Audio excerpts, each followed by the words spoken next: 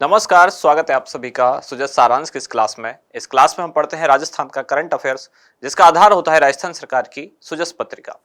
शुरुआत करते हैं हेडलाइंस के साथ। सबसे पहली जानकारी, श्री भजनलाल शर्मा 15 दिसंबर को मुख्यमंत्री पद की शपथ लेंगे। इसके बाद आगे है, मुख्य सचिव ने तैयारियों के संबंध में अधिकारियों के साथ बैठक की, क्योंकि प्रधानमंत्री का भी जयपुर आगमन है। इस संबंध में क्या क्या तैयारियां हैं उनकी जानकारी ली। विकसित भारत संकल्प यात्रा, प्रदेश भर में आमजन को योजनाओं के प्रति जागरूक करने की पहल। केंद्र सरकार का एक कार्यक्रम है। केंद्र सरकार की जो योजना है, जन कल्याणकारी जो योजना है, वो ग्राउंड लेवल पर पहुंच रही है या नहीं, या उनके बारे में आम जनता को जानकारी है या नहीं, इनके लिए जागरूक करने के लिए ऐसी कई सारी वैन मतलब ग्रामीण क्षेत्रों में और शहरी क्षेत्रों में भी रवाना की जाएंगी। इसी को कहा गया है भारत संकल्प यात्रा या विकसित भारत संकल्प यात्रा, जिसमें केंद्र सरकार की जन कल्याणकारी योजनाओं की जानकारी आम जनता तक पहुंचाना लक्ष्य रखा गया है। राज्य मुख्य निर्वाचन अधिकारी ने कहा कि किसी भी भाग में 1500 से अधिक पंजीकृत मतदाता ना हो। करणपुर विधानसभा क्षेत्र से अब 12 उम्मीदवार, तीसरे दिन एक नामांकन पत्र जमा हुआ है। सामाजिक सुरक्षा पेंशन, जो कि 31 दिसंबर तक वार्षिक भौतिक सत्यापन करवाना होगा।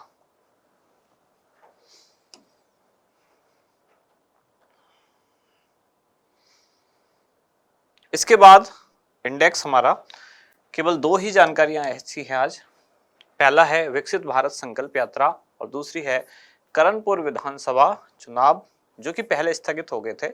अब यह चुनाव होने वाले हैं कब? 5 जनवरी 2024। सबसे पहले विकसित भारत संकल्प यात्रा अभियान, जो कि कब प्रारंभ हुआ? राष्ट्रीय स्तर पर पूरे देश भर में 15 नवंबर 2024 से यह अभियान प्रारंभ हुआ है। राजस्थान में 14 दिसंबर से विकसित भारत संकल्प यात्रा शहरी, इसका तीसरा चरण प्रारंभ होगा। इस यात्रा में क्या होगा? केंद्र सरकार की जितनी भी जन कल्याणकारी योजनाएं हैं, इनके बारे में जानकारी आम जनता तक पहुंचाई जाएगी। और यदि कोई व्यक्ति इन योजनाओं के तहत पात्र है और अभी तक योजनाओं से नहीं जुड़ पाया है, तो उनको इन योजनाओं से जोड़ा जाएगा। इसके लिए वैन यानी मोबाइल वैन रवाना की गई है। इसके तहत शहरी क्षेत्र और ग्राम पंचायत स्तर, दोनों स्तर पर जागरूकता वैन यानी ये गाड़ी जो शुरू में आपने फोटो में देखा था, इस तरह की वैन रवाना होगी। इस दौरान योजनाओं की जानकारी देने के साथ ही जो पात्र लोग हैं उनको भी योजनाओं से जोड़ा जाएगा। अगली जानकारी है करणपुर, जो कि श्री गंगानगर में है। यहाँ विधानसभा चुनाव ये कब होने वाले हैं? मतदान इनका होगा 5 जनवरी 2024। करणपुर में यानी कि इस क्षेत्र में, गंगानगर जिले में अब आचार संहिता लागू हो चुकी है, आदर्श आचार संहिता। बाकी के पूरे राजस्थान से आदर्श आचार संहिता हट चुकी है, अब केवल यहाँ इस क्षेत्र में लागू है।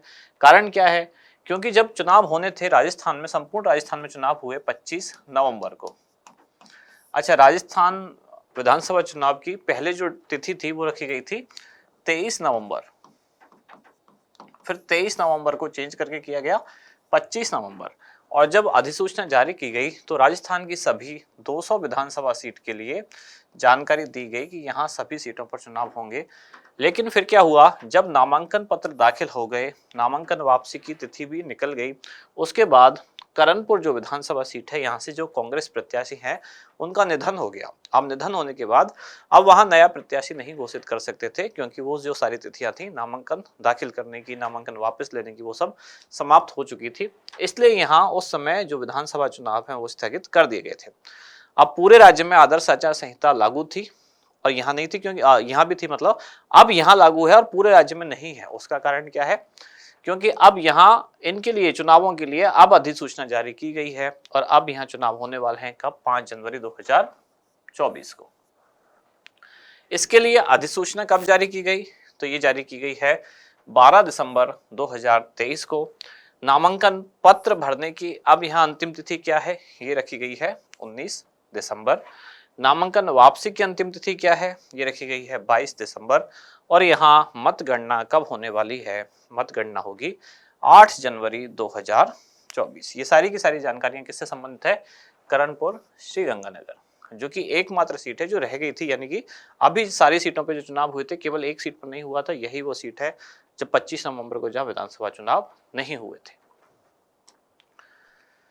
गौरतलब है कि कांग्रेस प्रत्याशी श्री गुरमीत सिंह कुंदूर इनके निधन के कारण करणपुर जो विधानसभा सीट है इस पर मतदान नहीं हो पाया था।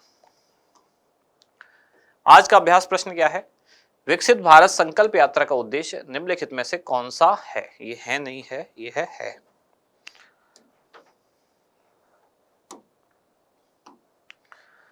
कौन सा है? आपके ऑप्शन है वर्ष 2047 तक भारत को विकसित राष्ट्र बनाना, केंद्र सरकार की जन कल्याणकारी योजनाओं की जानकारी आम जन तक पहुंचाना, राज्य सरकार की जन कल्याणकारी योजनाओं की जानकारी आम जन तक पहुंचाना, या फिर प्रयुक्त सभी, यानी कि तीनों के तीनों सेंटेंस सही है। ऐसा कह रहा है सेंटेंस डी। अब इनमें से क्या होगा सही उत्तर वो आप बताएं कमेंट्स में। अब मिलते हैं कल अगली न्यूज के साथ अगली क्लास में। धन्यवाद।